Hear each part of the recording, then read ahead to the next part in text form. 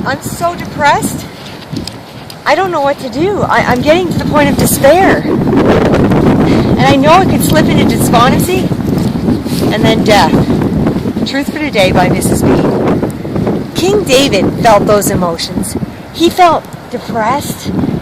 He felt despair. He had reason to. The events and the circumstances in his life and all of the feelings just overwhelming him.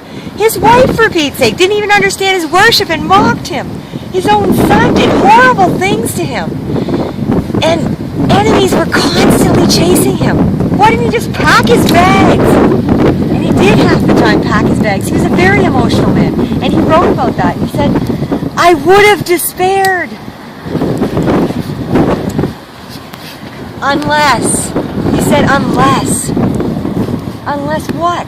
Unless I have believed. What did he have to believe? He had to believe in the goodness of God. It says, unless I have believed that God was going to be good in the land of the living.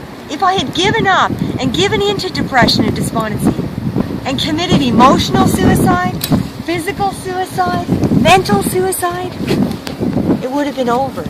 But I have to trust in God's goodness. He's not going to give me everything I want. Maybe it's the gal, the guy, the job, the grades. You're not going to get everything you want. But you've got God, and God is on your side. He's your rock. He's your refuge. And it says, hope in Him. It's a one-way track, depression, and it only leads to one direction. You have to get off that track and go in a completely different direction, which is to hope in God, in His goodness, and He will take you on a new path. And wait for the Lord, because it says wait for Him, and He will do something new.